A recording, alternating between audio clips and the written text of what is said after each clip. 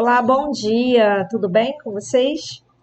Bom, galerinha, vamos lá para mais uma aula da nossa semana, é a turma 602. Lembrando que hoje, segunda-feira, nós temos uma aula ao vivo, então, independente, né, do horário que você vai ver esse vídeo ou não, pode ser que você veja antes ou você veja depois. Isso não vai interferir, tá?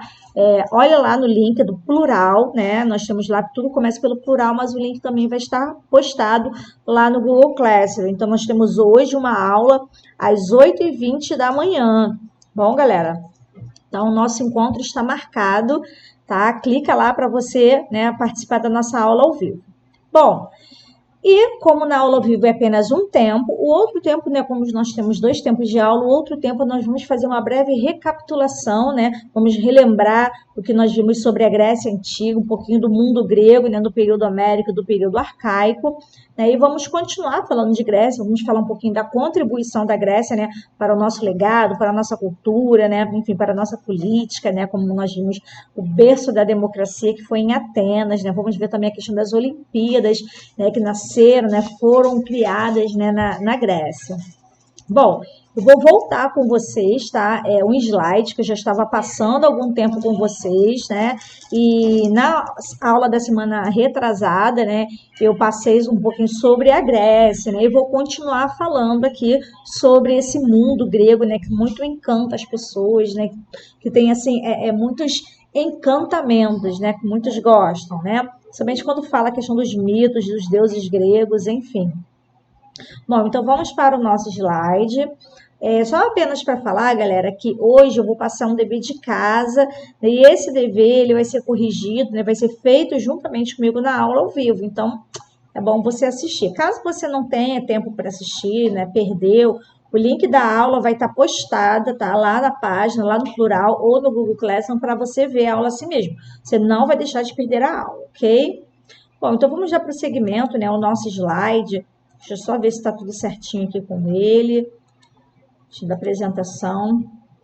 Bom, como eu falei para vocês, né, vamos ver um pouquinho, né, desses períodos, né, do mundo grego. Bom, aí eu trago para vocês, né, um mapa. Esse mapa não é novidade, nós já vimos esse mapa. Como eu falei, eu estou fazendo uma breve recapitulação para a gente voltar a entender novamente, tá? E focar no finalzinho, né, a focar no período arcaico. Bom, aí, né, nesse slide a gente pode ver, né, aonde ficou mais ou menos, né, mutuado na civilização grega, né, onde fica a Grécia, né, a Grécia atualmente fica no mesmo lugar, claro que não é mais com essas proporções grandes como nós vimos aí.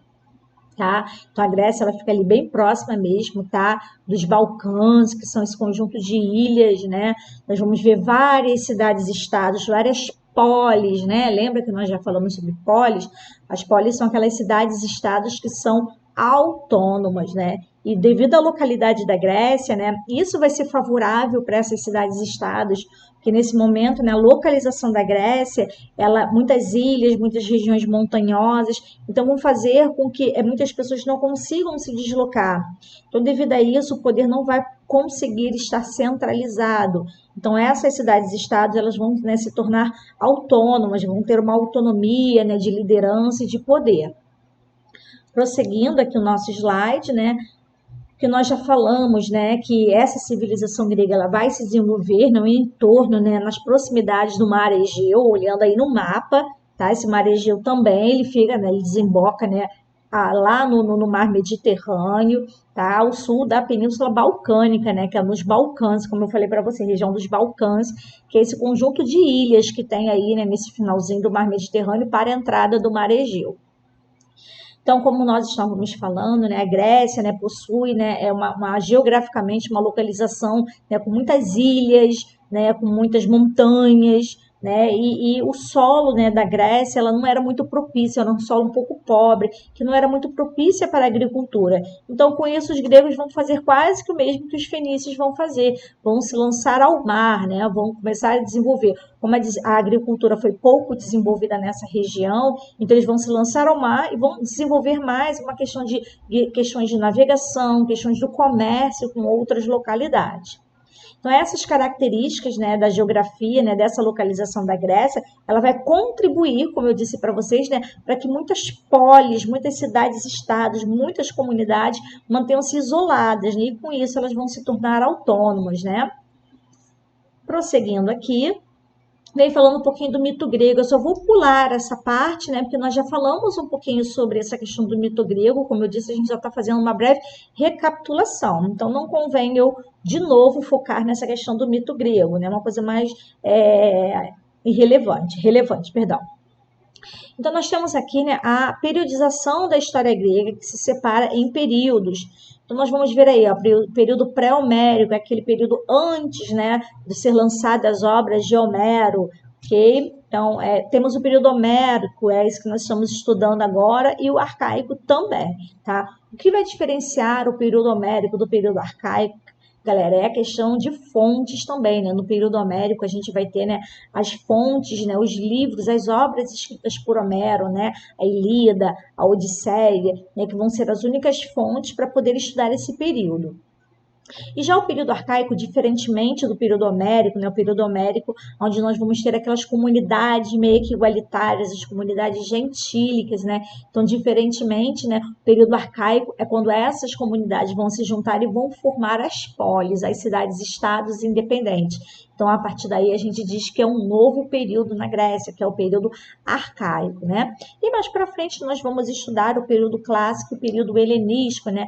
O período clássico, né? Vai ser aquela em que essas cidades-estados, né? As polis, né? Vão alcançar o seu ápice, né? Vão alcançar o seu apogeu cultural, né? Vão se formar, cada uma vai formar a sua política, a sua economia, a sua estratificação social. Nós vamos ver, né, a questão da democracia, né, bem presente em Atenas. E nós vamos ver depois, lá para frente, o período helenístico, que é aquele em que o mundo grego vai entrar em decadência, né, onde o Império Romano, né, vai começar a se erguer e vai dominar, né, esse grande império grego aí, tá, galera? E vai chegar na decadência, né, da Grécia, né, nessa questão de poder. Tá? Então, esses são os períodos, tá, da Grécia, e esses dois, né, mais em destaque, o período arcaico e o período clássico que nós estamos vendo hoje. Bom, aqui nós temos, né, o período homérico, que é em homenagem a esse grande homem, esse grande escritor, esse grande filósofo, né, onde ele foi autor de duas grandes obras que nós já vimos, né, que é Ilíada e a Odisseia. Até hoje existem esses livros? Sim, existem, claro que são reformulações, são edições, né, que já foram reescritas novamente, claro que não são as mesmas, né, e nesse decorrer dessas edições muitas coisas acabam sendo, né, reescritas nessas obras, ok? Essas obras, elas são os pontos fundamentais para que a gente possa estudar esse período, tá? Então, nessas obras aí, como nós vamos ver, elas vão ser o ponto de partida, né, através dessas narrativas, dessa literatura, né, escrita por Homero, vai ser o ponto de partida para estudar esse período, para estudar, né, como que se formou essa comunidade grega, né, ao longo da sua história, a Grécia, no caso a Grécia Antiga, né. Aí, como nós estamos vendo aí, né, a obra dele, Ilíada, vai narrar uma guerra, né, a guerra entre o mundo grego, né, entre gregos e troianos, né, então vai ser a guerra de Troia.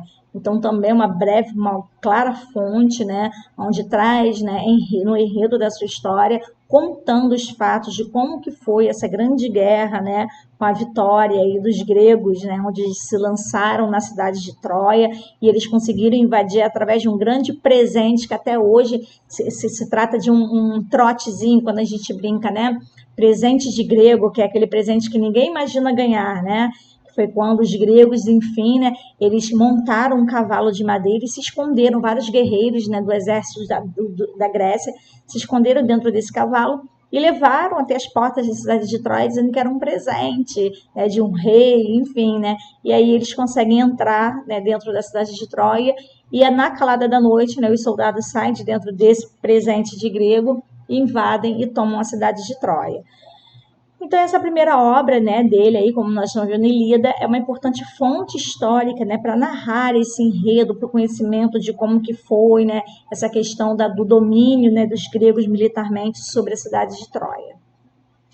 E, em contrapartida também, nós temos a outra obra, que é a Odisseia, né, onde conta a história de Ulisses, né, que era rei da Ítaca, né, cidade bem próxima ali da Grécia, né, em que ele acaba narrando como foi a jornada, né, desse então, né, Ulisses, desse então rei, né, ao retornar do lar quando finda a Guerra de Troia, né, no caso Ulisses ele participa da Guerra de Troia e aí nesse livro, né, nesse livro Odisseia, né, Odisseia na verdade, Odisseia significa a trajetória, né, então ele narra essa Odisseia, essa trajetória do rei Ulisses quando ele retorna, enfim, da Guerra de Troia, quando ele sai vencedor dessa guerra.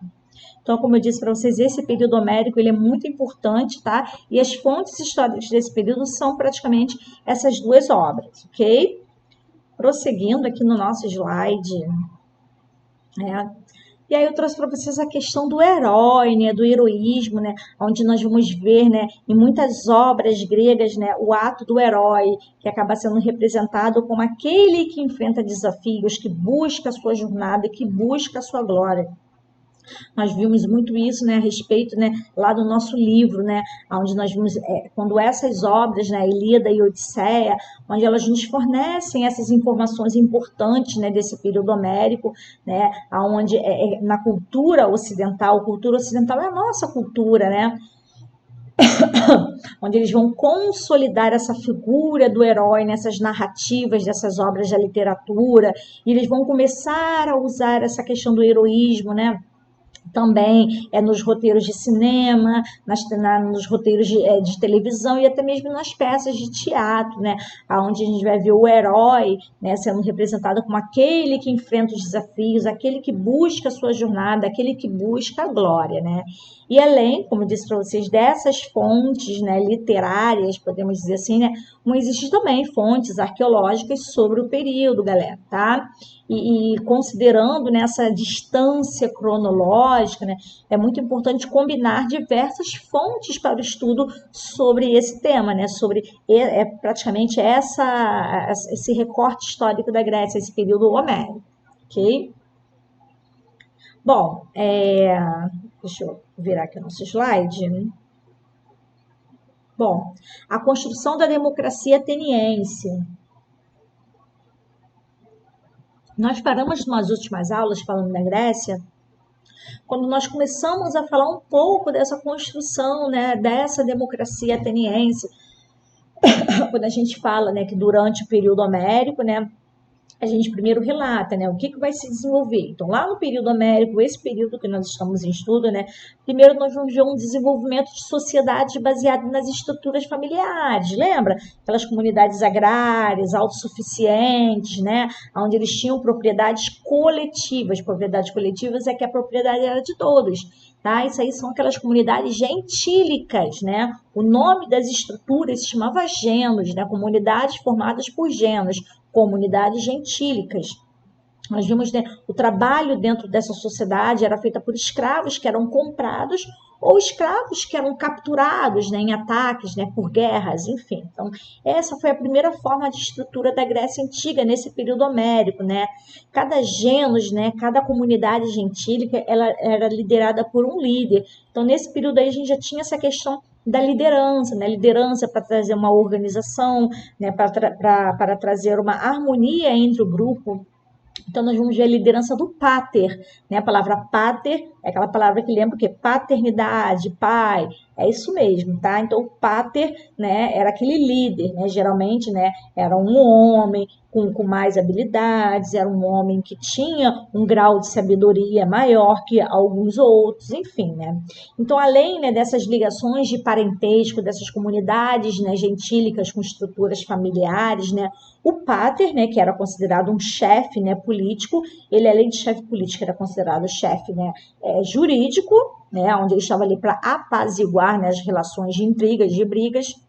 Ele também era chefe militar, coordenava as lutas, as guerras, enfim, e também era o chefe religioso, né, onde ele era responsável por manter o respeito às tradições religiosas e aquelas leis que eram impostas por ele dentro dessas comunidades, dentro dessa sociedade gentílica. Mas, pois bem, né, com o passar dos anos, nós vamos ver essa sociedade crescendo, né? Então, vai ter um aumento populacional e a gente vai ver que a agricultura, a pouca agricultura que eles faziam nessa localidade já passa a não ser mais suficiente para sustentar toda essa comunidade gentílica. E aí, como consequência disso, vamos ver essa figura do pater, nesse líder, ele vai acabar concentrando para ele as melhores terras, né? Eu sou o líder, então eu mereço ter as melhores terras, enfim, né? E aí aqueles também que eram mais próximos desse líder, mais próximos desse pater, vão começar a receber privilégios. E aí você vê, se alguns começam a receber privilégios, aquela modalidade da família gentílica que era igualitária está acabando se perdendo, né? É que nem o professor trata todos os alunos iguais. Quando ele já começa a favorecer alguns alunos, que não é o nosso caso, ele já está causando uma desigualdade, né, dentro da nossa sala de aula. Desculpa. Então, é isso que vai acontecer. Então, aqueles mais próximos desse pater, desse líder, né, vão começar a ter mais privilégios do que outros, né? E aí a gente vai começar vendo uma mudança nessa estrutura gentílica, uma mudança nessa estrutura social dessa comunidade de gêneros, sociedade gentílica. E aí nós vamos ver, né, aos poucos, né, essa questão, né, dessa sociedade gentílica se desfazendo, se desintegrando, né, desaparecendo. Né? E aí nós vamos ver aos poucos, né, surgir naquela questão, né, pondo fim naquela propriedade que antes era coletiva, né, nós não vamos ver mais.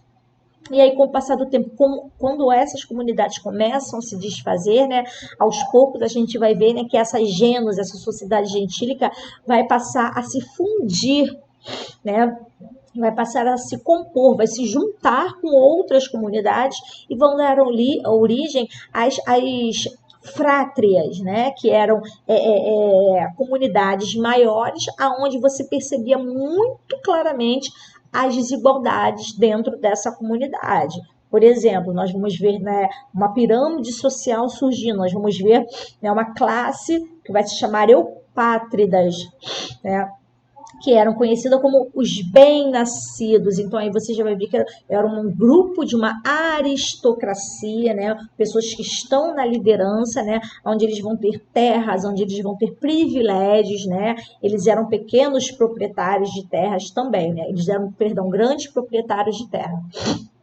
E aí nós vamos ver surgindo alguns nomes, né? Como nós vimos, né? Nós vamos ver surgindo, né? Os Yorgóis, que eram donos de pequenas propriedades de terras. Nós vamos ver os tetas, né, que não possuíam terras e eram excluídos totalmente da vida pública. E aí, nesse contexto, né, nós vamos ver uma expansão, né, desse povo grego, onde eles vão criar colônias, né, bem próximas do Mediterrâneo, vão ocupar áreas bem próximas, porque eles vão começar a praticar a navegação. E ao longo do tempo, né, diversas frátrias, né, que eram as antigas comunidades gentílicas, vão formar tribos, né? E é justamente aí o que vai iniciar o período arcaico, né? Quando essas fátricas vão criar tribos e essas tribos vão acabar sendo chamadas de cidades-estados, né? Que são polis independentes, onde eles vão ter um próprio líder dentro delas, né? Então, nós temos aí, né, polis bem famosas, né, nesse mundo grego antigo. Nós temos aí, né, Atenas, que foi uma grande polis. Nós temos Tebas também, que foi uma grande polis, né? E temos também Esparta, né? Esparta muito conhecida pelo seu poder militar, pelo seu poderio, né? Vai, espartanos, enfim, né? Então, a gente vai ter muitas outras, né, cidades-estados, muitas polis, que ao longo do tempo vão estar, né, na superioridade da Grécia Antiga, né, galera? Bom, teve uma das aulas minhas que eu falei essa questão da polis, né? Essa palavra polis, ela ainda é muito conhecida nos dias de hoje. Polis, né, no mundo grego significa cidade, tá, galera? E aí, hoje em dia, a gente tem muita herança de polis. Nós temos aí Petrópolis, Teresópolis, Nilópolis, né? Teresópolis, cidade de Teresa Cristina, esposa de Dom Pedro, né? Petrópolis, cidade de Pedro, Nilópolis, cidade de Nilo, enfim. Florianópolis, né? Em homenagem à cidade de Floriano Peixoto.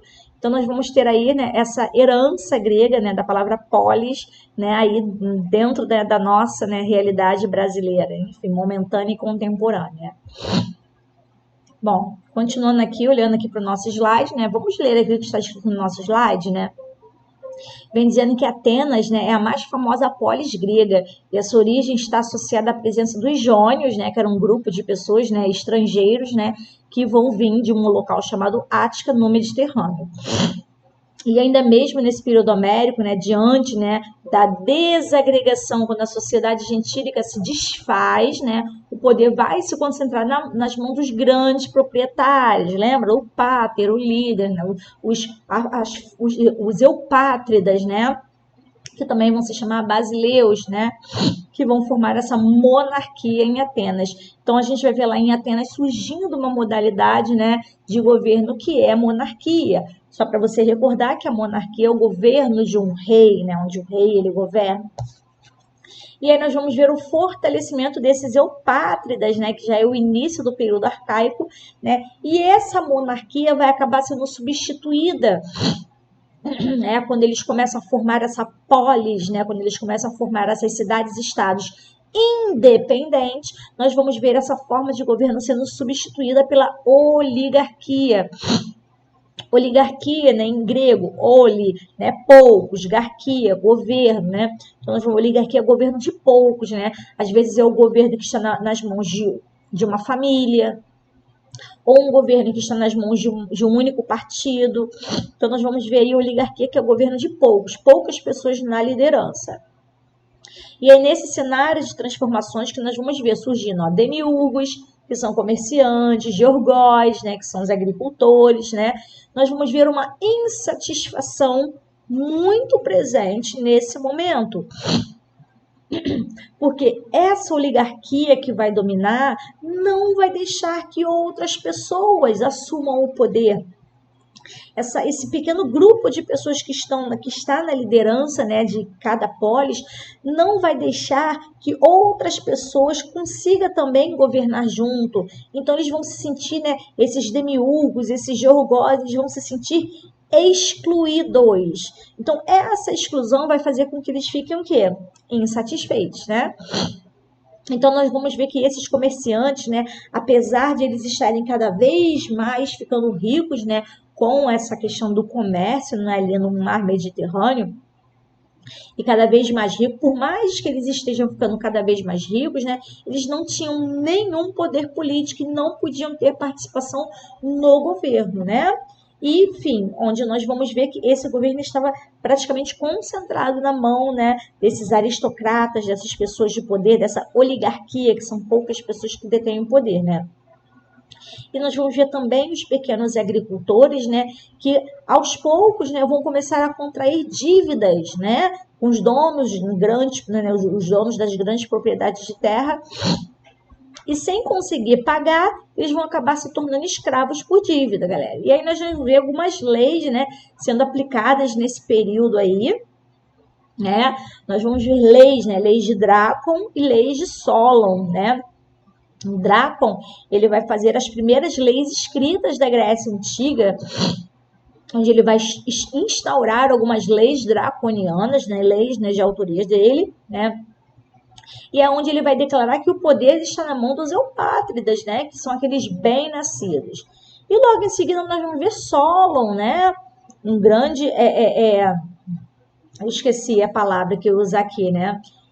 Um grande colaborador aqui da política, né, da Grécia. Nós vamos ver Solon, né, criando também leis, né? Nós vamos ver aí onde Solon vai tentar acabar, né, com conflitos internos que acontecia muito em Atenas, né? E uma dessas coisas que ele vai fazer é colocar fim da escravidão por dívida. Eu lembro que na semana retrasada, foi semana passada, eu pedi para vocês escreverem até no livro de vocês, né? Que Solon diz que é vergonhoso um grego escravizar o outro grego. Então, por isso, ele vai instaurar, né? Solon era um arconte, né? Ele vai instaurar, ele vai anular, né, as dívidas existentes entre os georgóis e os eupátridas e vai proibir essa escravidão por dívida, né? E além disso também ele vai estabelecer critérios para a participação política com base na renda, galera. É uma grande mudança, né? Então ele vai dizer que, de acordo com a sua renda, você poderia ou não ter participação política lá em Atenas, né? Então, continuando olhando aí, né, outras leis de Solon que nós vamos ver é a devolução de terras confiscadas por dívidas. Então, além do perdão das dívidas, ele vai fazer, né, a devolução das terras dos pequenos proprietários, coitados, apenas só tinham aquela terra para poder cultivar e por devido a contraírem dívidas, né, eles acabavam ficando, né, sem terras e ainda viravam escravos, né, desses grandes eupátridas. Ele vai instaurar um sistema de pesos e medidas que vai ser muito importante. O que é um sistema de pesos e medidas? Por exemplo, eu vou comprar 1 quilo de carne no mercado, né? O açougueiro ele pode pegar aquele 1 quilo e pesar na mão dele assim e falar assim, pronto, aqui tem 1 quilo, toma, leve, paga. Pode? Não, não pode. Por quê? Porque existe uma regra, né? A balança, tanto a balança digital quanto a balança manual, ela nos aponta quanto que pesa 1 quilo. Então, aquele 1 quilo, ele é padrão. Então, por que ele é padrão? Porque nós, aqui do Brasil, possuímos leis de pesos e medidas, né? Então, é 1 metro. 1 metro a gente tem que medir lá. E 1 metro são 100 centímetros. Ah, então se tiver 98 tem 1 metro? Não, não tem. É um sistema correto, tá? Então, Solon, né, ele vai também, né, como uma das suas leis, instaurar a questão de pesos e medidas até para regularizar essa questão de vendas dos grandes comerciantes, tá? E como eu falei para vocês, ele vai criar critérios censitários, né? Vai dizer que você pode ter participação política mediante a comprovação da sua renda, né? Ah, vamos supor, você é uma pessoa que possui uma renda tal, você pode participar. Se você não possui aquele tipo de renda, você não pode participar. Então, isso são critérios censitários, tá? Censitário, toda vez que você ouviu isso na história, censitário tem a ver com a renda, tá? Se você tem um poder aquisitivo para poder fazer aquilo, ok? Que visava essa participação política. Então, isso foi uma das leis mais importantes também de Solon, tá, galera? Tá? E aí ele vai dizer que todos os homens livres, nascidos em Atenas, que são proprietários ou não de terras e que são capazes de custear a sua participação no exército, eles poderiam ser considerados cidadãos, tá? E aí nós vamos ver que apesar, né, dessas mudanças, né, as reformas de solos, eles não acabaram com muitas tensões, né, galera? Continuou algumas tensões lá em Atenas, onde a maioria da população ainda continuava, ainda permanecia marginalizada, e isso causava uma forte instabilidade política, né? Isso vai levar à crise do regime oligárquico, né? A oligarquia não vai conseguir conter, né, essas grandes manifestações dessas pessoas querendo estar no poder.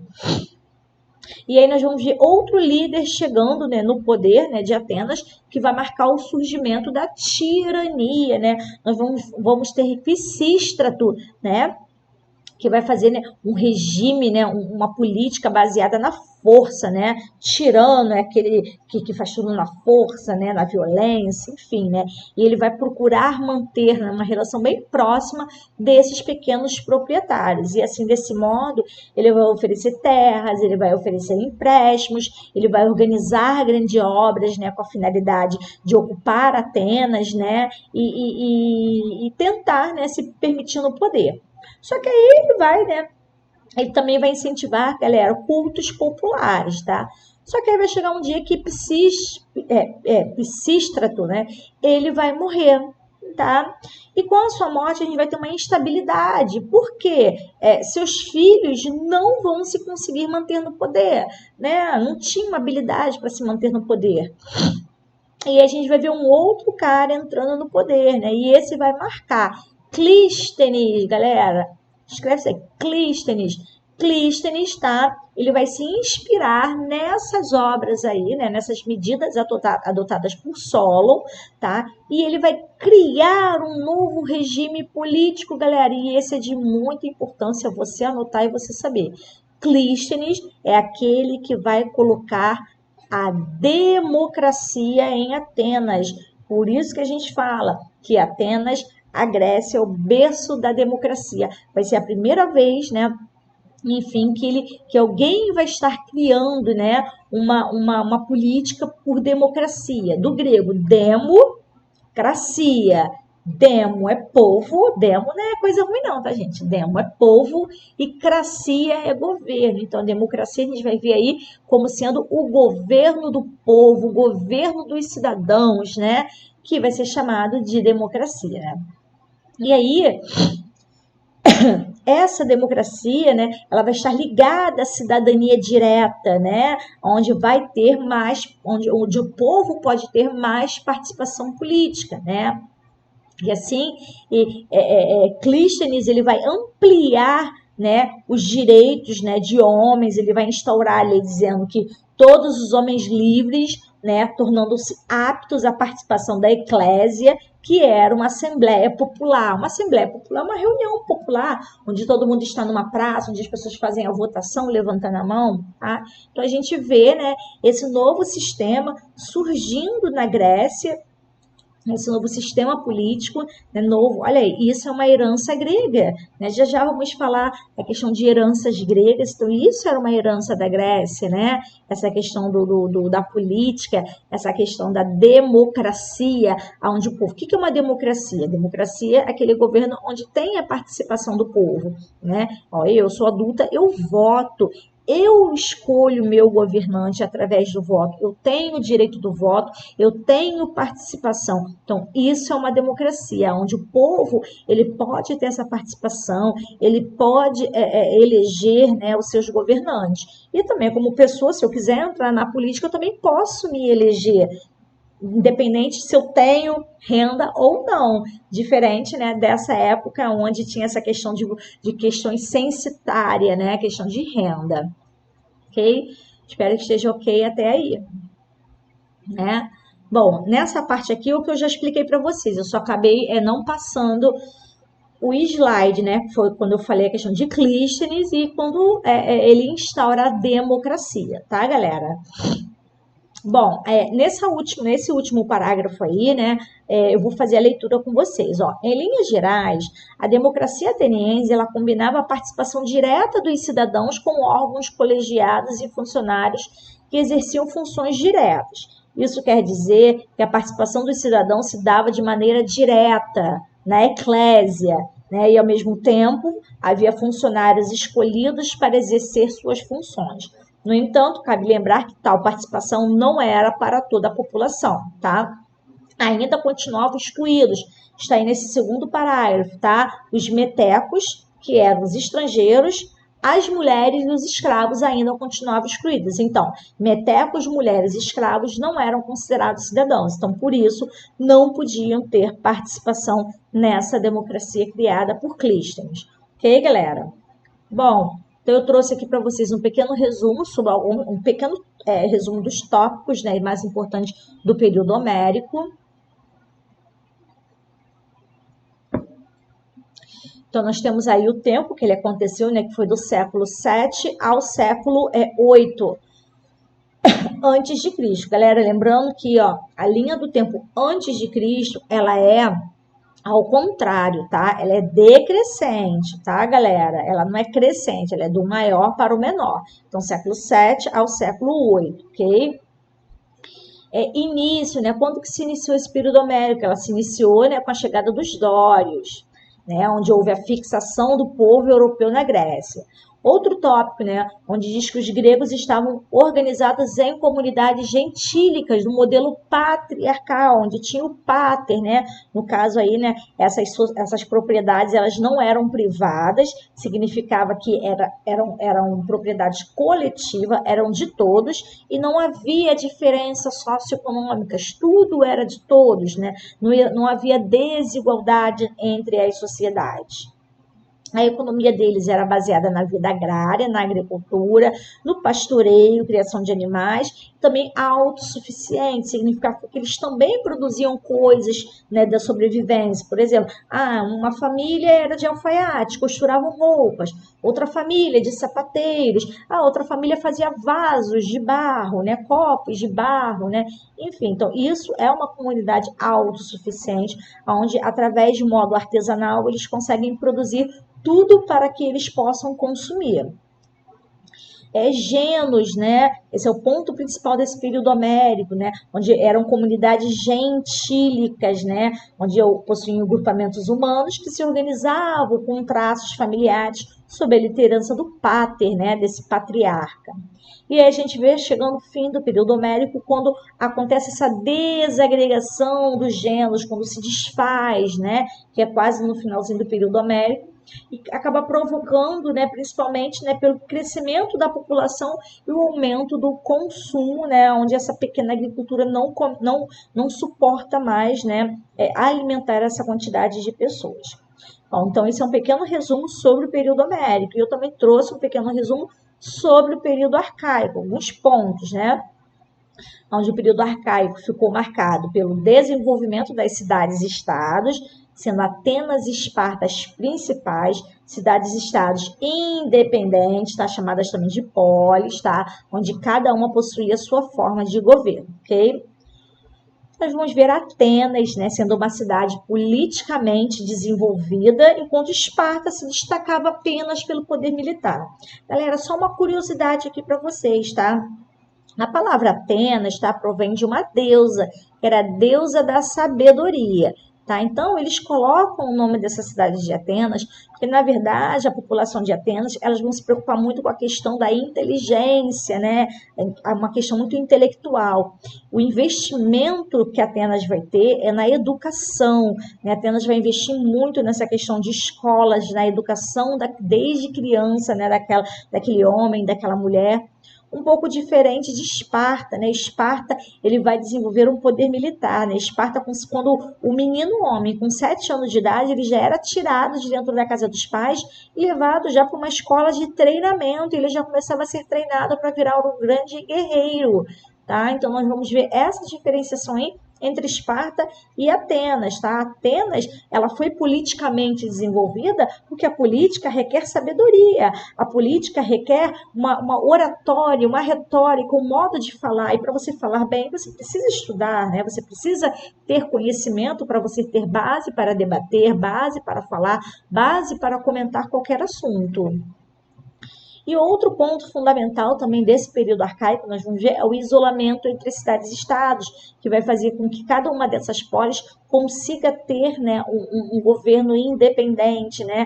Por exemplo, a democracia de Atenas não vai ser diferente, vai ser super diferente, né, da oligarquia que nós vamos ter, né, em Espartas, por exemplo, ok? Então, não, por mais que era tudo no mesmo mundo, né, no mesmo país, né, na Grécia, mas cada polis vai ter o seu governo. É como se fosse o Brasil e como se fosse cada estado com um governo, né, separado um do outro. Tá? Então, dando prosseguimento aqui, tá? Vamos falar aqui agora para a gente fechar, né, um pouquinho aqui a nossa aula, né? Falar um pouquinho da herança do mundo grego, né? Vou ler aqui o que está no nosso slide, ó. A herança cultural deixada pelos gregos foi muito rica e influenciou toda a civilização ocidental. Suas concepções de beleza, retratadas nas obras, nas esculturas, nas pinturas, na arquitetura, foram tidas como clássicas, né, pelo seu equilíbrio e pela sua harmonia. Também a sua produção teatral, filosófica e científica, ela foi fecunda, né? Fecunda é quando ela nasceu, né? A partir dali e vai marcar as linhas do pensamento até a Idade Moderna. Então, nós temos aí uma gama de heranças, né, do mundo grego. A gente vai ter, né, herança grega nas esculturas, né, na arquitetura, na filosofia. Na filosofia vai nascer na Grécia, né? Nós temos aí a questão das Olimpíadas, galera. Isso aí, as Olimpíadas, né? Essa questão de jogos, competições de jogos também vão ser criadas na Grécia, vão surgir na cidade de Olímpia. Claro que o ensejo, né, dessas essas disputas desses jogos, né, não é o mesmo ensejo de hoje, né, onde é uma disputa entre os países, né. Nessa época aí era uma questão mais de deuses, né, onde eles queriam fazer homenagens aos deuses e faziam, né, essas práticas esportivas. Mas esses Jogos Olímpicos realmente vão surgir na cidade de Olímpia, olha aí o nome, Olímpia, Olimpíadas, né, onde vai vir essa questão de jogos, essa questão de competição, né. O teatro também é uma herança grega, né? Onde a gente vê, né, o teatro sendo criado lá na Grécia, né? Onde eles faziam várias interpretações. Era, claro, não é um teatro como é hoje, era um teatro a céu aberto, né? Outra, né, herança e fundamental da Grécia, a questão da democracia, galera, a democracia que nós temos até os dias de hoje, né? Democracia é aquele ato de você dar a sua opinião, de você levantar a mão, de você falar, né? Na sala de aula, né, quando o professor pergunta uma opinião e você levanta a mão e você expressa a sua opinião e ela é ouvida, isso é uma democracia, né? Então, isso também é uma herança grega muito importante nos dias de hoje, né? Então, a gente vê aí uma gama de herança, né? A Grécia, até mesmo em palavras, né? Algumas palavras, a questão de polis, como eu falei para vocês, né? Muitas cidades, muitos estados, muitos, né, cidades, né, com essa questão de polis, né, no finalzinho dela, então que tem a ver muito com essa questão grega, ok? Bom, e para finalizar aqui, né, a nossa aula, o nosso slide, eu trouxe lá do livro de vocês, né, um pequeno texto que é o Gotas de Saber, que é sobre a origem dos Jogos Olímpicos, e eu vou ler aqui para vocês, tá? Ó, na primeira lua cheia do verão, as cidades-estados gregas realizavam as homenagens aos mortos e os jogos em honra a Zeus, né? Como eu falei, era em homenagem a deuses, né? O deus, um dos deuses que eles cultuavam muito era Zeus, né? E isso eram os Jogos Olímpicos, né? Assim, esses eventos tinham um sentido cívico e religioso, né? Ao mesmo tempo em que homenageavam os deuses, mantinham-se um espaço de competição entre os atletas de diferentes lugares, né? De exaltação da força, da velocidade, das habilidades humanas. Os registros mais antigos apontam que as primeiras Olimpíadas são de data de 776 antes de Cristo, né? Na cidade de Olímpia foi encontrado um disco de pedra no templo dedicado a Hera. Nesse disco havia uma inscrição que fazia referência à suspensão de conflitos na época dos jogos. Então, para você ver que os jogos eram muito importantes, que se eles estivessem guerreando, se tivesse alguma cidade-estado guerreando durante esse período, elas automaticamente tinham que cessar a sua guerra por causa do período dos jogos, para você ver como é que tinha uma grande importância. Atualmente, não se associa a realização das Olimpíadas à celebração em honra a divindades, né, do politeísmo grego. Desde o final do século XIX, temos a chamada Era Moderna, né, dos Jogos Olímpicos, né? No entanto, ainda hoje existe simbolicamente a manutenção de um disco vinculado à ideia do espírito olímpico, né, galera? Então, aí nós temos, né, um vaso, né, uma representação, né, uma ânfora, né, que é esse vaso aí, que é uma representação de um atleta, né, lançando esse disco dos Jogos Olímpicos, tá bom? Bom, então a gente acaba encerrando aqui a nossa aula, né, encerrando aqui nosso conteúdo, e você vai fazer os exercícios, né, e na aula ao vivo, nós vamos, né, fazer juntos, vamos fazer a correção, e aí você vai tirar suas dúvidas. Anotem aí quais são suas dúvidas, para você estar tirando, né, comigo, falando, a gente poder estar debatendo um pouquinho sobre essa questão grega. Tá bom, pessoal? Então fiquem com Deus, uma ótima semana, e até breve estaremos juntos novamente. Tchau, tchau!